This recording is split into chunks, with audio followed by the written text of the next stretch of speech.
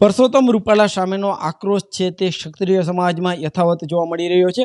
ખાસ કરીને વાત કરવામાં આવે તો જે છે અત્યારે ખાસ પોસ્ટર પણ ક્ષત્રિય મહિલાઓ દ્વારા બનાવવામાં આવ્યા છે, જેમાં સ્પષ્ટ રીતે દર્શાવાયું છે કે બોયકટ પરસોત્તમ રૂપાલા, એટલે કે પરસોત્તમ રૂપાલાને બોયકટ કરવાની વાત છે। તો બીજી તરફ કહી શકાય કે ગુજરાત ભાજપ પ્રદેશ અધ્યક્ષ CR પાટીલ છે, તેમને પણ ક્યાંક ને ક્યાંક અપીલ કરી છે। આવતીકાલે તેમની બેઠક પણ છે। હાલ આપણી સાથે પદ્મિની બા છે, આપણે એમની સાથે વાત કરીશું। બેન, શું કહેશો? એક તો આવતીકાલે બેઠક મળનારી છે।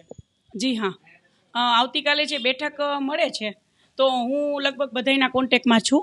ત્યાં એ બેઠકમાં પણ આ જ વાત છે કે ભાઈ એક વ્યક્તિ જે રૂપાલાભાઈ એમની ટિકિટ રદ થાય તો આ એક શાંતિ થઈ જાય અને એક જે ક્ષત્રિય સમાજનો રોષ છે પ્લસ અન્ય સમાજનો પણ રોષ છે એ બધું શાંત પડી જાય। તો એક વ્યક્તિના લીધે જો આટલું બધું થતું હોય તો એક બધાએ વિચારવા જેવી વાત છે।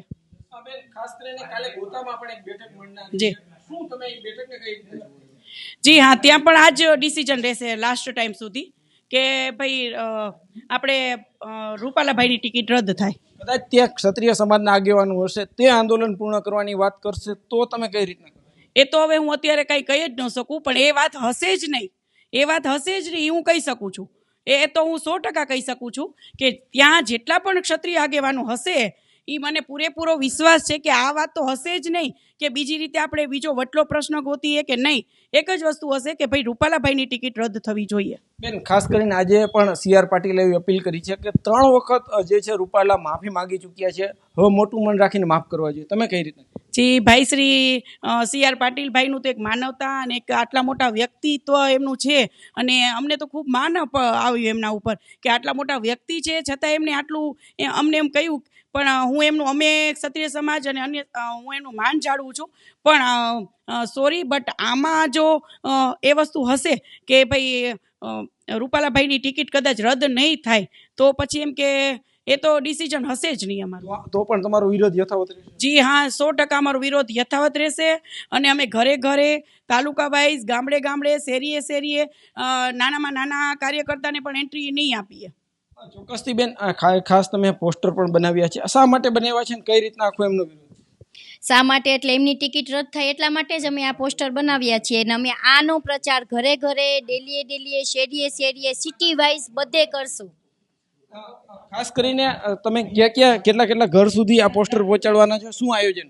અમે આ પોસ્ટર ઘરે ઘરે, ગામડે ગામડે, તાલુકા વાઇઝ, જિલ્લા વાઇઝ બધાને આપવાના છીએ અને અનગણિત પોસ્ટર છપાવ્યા છે અમે અને બધાને આપશું અને ઘરે ઘરે પ્રચાર કરશું કે આની ટિકિટ રદ કરાવો। હાલ જે રીતના પોસ્ટર જે છે, આ પોસ્ટર છપાવ્યા છે, મોટી સંખ્યામાં પોસ્ટર છપાવ્યા હોવાનું આ મહિલા અગ્રણીઓનું કહેવું છે। ઘરે ઘરે આ પોસ્ટર છે તે પહોંચાડવામાં આવશે। હાલ જે રીતના જે છે આક્રોશ યથાવત છે, છેલ્લા 1 સપ્તાહ કરતાં પણ વધુ સમય થયો છે આ વિરોધને।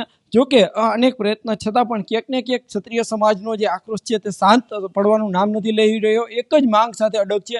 આવતીકાલની બેઠક બાદ પણ જો આ પરસોત્તમ રૂપાલાને કહી શકાય કે ઉમેદવાર તરીકે હટાવવામાં નહીં આવે તો તેમનો વિરોધ છે તે મહિલા અગ્રણીઓ યથાવત રાખશે તેવું હાલ તેઓ પણ જણાવી રહ્યા છે। હાર્દિક જોશી, ન્યૂઝ 18 ગુજરાતી, રાજકોટ।